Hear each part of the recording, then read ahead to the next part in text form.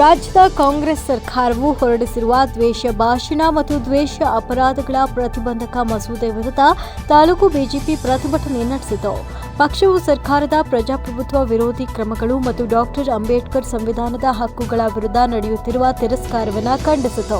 ಹಿಂದಿನ ಅವಧಿಯಲ್ಲಿ ಇಂದಿರಾ ಗಾಂಧಿಯವರು ದೇಶದಲ್ಲಿ ತುರ್ತು ಪರಿಸ್ಥಿತಿಯನ್ನು ಘೋಷಿಸಿ ಕರಾಳ ದಿನಗಳನ್ನು ತಂದದ್ದನ್ನು ಉಲ್ಲೇಖಿಸುತ್ತಾ ಈ ಮಸೂದೆ ಮೂಲಕ ಸರ್ಕಾರ ತುರ್ತು ಪರಿಸ್ಥಿತಿಯನ್ನು ಸೃಷ್ಟಿಸುವ ಸಂದರ್ಭವನ್ನು ಸೃಷ್ಟಿಸಿದೆ ಅಂತ ಆರೋಪಿಸಿದರು.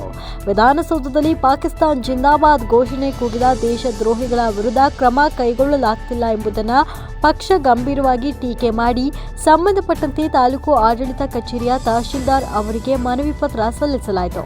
ಸರ್ಕಾರ ಎಲ್ಲ ರಂಗದಲ್ಲಿ ವಿಫಲವಾಗಿದೆ, ಅಭಿವೃದ್ಧಿ ಶೂನ್ಯವಾಗಿದೆ ಹಾಗೂ ಆರ್ಥಿಕವಾಗಿ ದಿವಾಳಿಯಾಗಿದೆ ಅಂತ ಕಿಡಿಕಾರಿದರು. ಈ ಸಂದರ್ಭದಲ್ಲಿ ಬಿಜೆಪಿ ಕಚೇರಿಯಲ್ಲಿ ಭಾರತದ ಮಾಜಿ ಪ್ರಧಾನಮಂತ್ರಿ ಹಾಗೂ ಭಾರತ ರತ್ನ ಅಟಲ್ ಬಿಹಾರಿ ವಾಜಪೇಯಿ ಅವರ ಜನ್ಮ ದಿನಾಚರಣೆಯನ್ನು ಪುಷ್ಪ ನಮನದೊಂದಿಗೆ ಆಚರಿಸಲಾಯಿತು. ವಾಜಪೇಯಿ ಪ್ರಧಾನಿಯಾಗಿದ್ದ ಅವಧಿಯಲ್ಲಿ ಅವರು ಅತ್ಯುತ್ತಮ ನಾಯಕತ್ವ, ದೃಢ ನಿಶ್ಚಯ, ಸಮರ್ಪಣೆ ಹಾಗೂ ದೂರದೃಷ್ಟಿಯ ಧೈರ್ಯ ತೋರಿಸಿದ್ದು ಭಾರತಕ್ಕೆ ಗುಣಮಟ್ಟದ ಎಕ್ಸ್ಪ್ರೆಸ್ ಹೆದ್ದಾರಿಗಳ ಮೂಲಕ ದೇಶವನ್ನು ಉತ್ತಮವಾಗಿ ಸಂಪರ್ಕಿಸಿದ ಸುವರ್ಣ ಚತುಷ್ಪಥ ರಸ್ತೆ ನಿರ್ಮಾತೃ ಅಂತ ಸ್ಮರಿಸಲಾಯಿತು.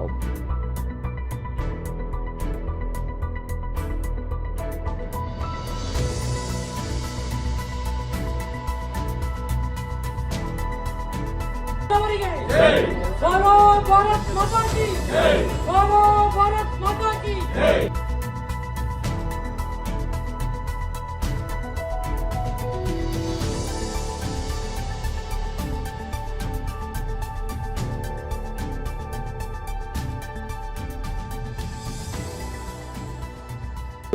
ಹೆಸರನ್ನ ತಗೊಂಡಿರೋ ಒಬ್ಬ ವ್ಯಕ್ತಿ ಅಂದ್ರೆ ಅದು ಅಟಲ್ ಬಿಹಾರಿ ವಾಜಪೇಯಿ ಅವರು.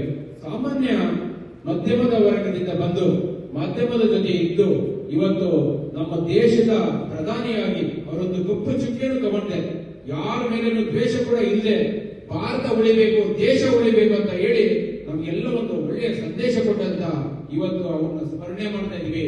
ನಾವೆಲ್ಲ ಧನ್ಯರಂತ ಹೇಳ್ತಾ, ಹಾಗೆ ಭಾರತೀಯ ಜನತಾ ಪಾರ್ಟಿ ದೇವನಹಳ್ಳಿ ತಾಲೂಕಲ್ಲೂ ಕೂಡ ಬಹಳ ಸುಭದ್ರವಾಗಿ ಇವತ್ತು ಜಿಲ್ಲಾಧ್ಯಕ್ಷರ ಒಂದು ಮಾರ್ಗಸೂಚಿಯ ಮೇರೆಗೆ ಭಾರತೀಯ ಜನತಾ ಪಾರ್ಟಿ ಇವತ್ತು ದೇಶದಲ್ಲಿ ಬಹಳ ಉನ್ನತ ಸ್ಥಾನಕ್ಕೆ ಹೋಗಿದೆ.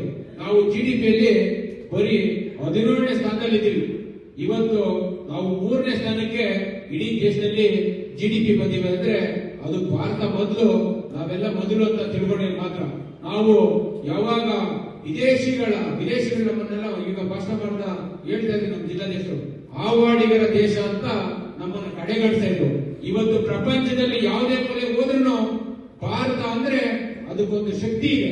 ಯಾಕಂದ್ರೆ ಭಾರತೀಯ ಜನತಾ ಪಾರ್ಟಿಯಲ್ಲಿ ಆ ತರದ ಒಬ್ಬ ನರೇಂದ್ರ ಮೋದಿಜಿ ಅನ್ನೋ ಒಬ್ಬ ಪ್ರಧಾನಮಂತ್ರಿಗಳಿದ್ದಾರೆ.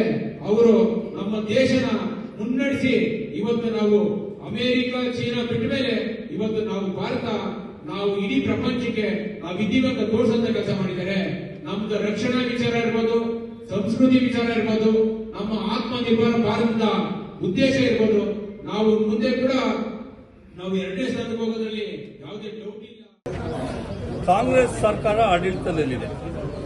ಯಾವುದೋ ಜನಕ್ಕೆ ಆಸೆ ಆಕಾಂಕ್ಷೆಗಳನ್ನು ತೋರಿಸಿ ಇವತ್ತು ಅಧಿಕಾರವನ್ನು ಹಿಡಿದಂತ ಕಾಂಗ್ರೆಸ್ ಎಲ್ಲಾ ರಂಗಗಳಲ್ಲೂ ನಿಷ್ಪ್ರಯೋಜಕವಾಗಿದೆ. ಇವತ್ತು ಭಾಗ್ಯಗಳನ್ನು ಕೊಡ್ತೀನಿ ಅಂತೇಳಿ 5 ಪಂಚಭಾಗ್ಯಗಳನ್ನು ಕೊಟ್ಟಿದ್ರು.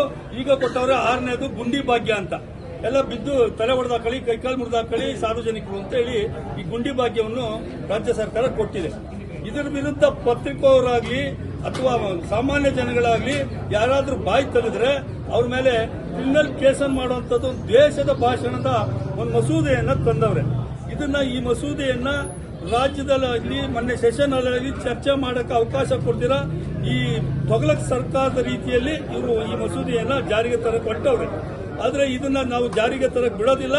ವಾಕ್ ಸ್ವಾತಂತ್ರ್ಯ, ನಮ್ಮ ಬಾಬಾ ಸಾಹೇಬ್ ಅಂಬೇಡ್ಕರ್ ಕೊಟ್ಟಂತ ವಾಕ್ ಸ್ವಾತಂತ್ರ್ಯವನ್ನ ನೀವು ಕಸಿಯಕ್ಕೆ ನಾವು ಬಿಡೋದಿಲ್ಲ ಅಂತ ಹೇಳೋದ್ರ ಮುಖಾಂತರ ಇವತ್ತು ಈ ದೇವನಹಳ್ಳಿ ತಹಸೀಲ್ದಾರ್ ಮುಖೇನ ರಾಜ್ಯಪಾಲರಿಗೆ ಒಂದು ಮನವಿಯನ್ನು ಕೊಟ್ಟಿದ್ದೇವೆ.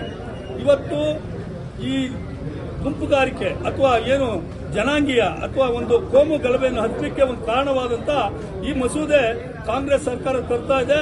ಹಿಂದೆ ಇಂದಿರಾ ಗಾಂಧಿ ಅವರು ಈ ರಾಷ್ಟ್ರದ ಪ್ರಧಾನಿಯಾದಾಗ ಅವತ್ತೊಂದು ಎಮರ್ಜೆನ್ಸಿ ಅಂತ ತಂದಿದ್ರು. ಎಮರ್ಜೆನ್ಸಿ ತಂದು ಯಾರು ಮಾತಾಡ್ತಾರೆ ಅವ್ರನ್ನೆಲ್ಲ ತಂದು ಜೈಲಿ ಬಿಡುವಂತ ಕೆಲಸವನ್ನು ಮಾಡಿದ್ರು. ಇವತ್ತು ಸಿದ್ದರಾಮಯ್ಯ ಅದನ್ನೇ ಪಾಲಿಸ್ತಾವ್ರೆ. 2ನೇ ಬಾರಿ ನಮ್ಮ ರಾಜ್ಯಕ್ಕೆ ತುರ್ತು ಪರಿಸ್ಥಿತಿಯನ್ನು ಹೇರ್ಲಿಕ್ಕೆ ಹೊರಟವ್ರೆ. ಅದ್ರ ಪ್ರಯುಕ್ತ ನಾವು ಈ ಹೋರಾಟವನ್ನು ನಂಬಿಕೊಂಡಿದ್ದೀವಿ. ಇವತ್ತು ಮನವಿಯನ್ನು ಕೊಟ್ಟಿದ್ವಿ.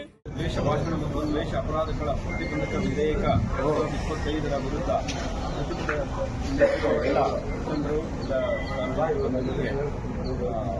ಈ ಮುಖಾಂತರ ಈ ನಿಮ್ಮ ಪ್ರತಿಭಟನೆ ಮಾಡಿ ನೀವು ಏನು ಮನವಿ ಕೊಟ್ಟಿದ್ದೀರಿ ಅದನ್ನು ಮಾನ್ಯ ಜಿಲ್ಲಾಧಿಕಾರಿಗಳ ಮುಖಾಂತರ ಮಾನ್ಯ ರಾಜ್ಯಪಾಲರು ಅಂತ ಹೇಳ್ತಾ ವರದಿ ಅಕ್ಷಯ್ ವಿ, ದೇವನಹಳ್ಳಿ. बोलो भारत माता की जय, बोलो भारत माता की जय. वंदे मातरम, वंदे मातरम, वंदे मातरम. ಮೆಂಡು ನ್ಯೂಸ್ ನೆಟ್ವರ್ಕ್, ಸತ್ಯದ ಕನ್ನಡಿ.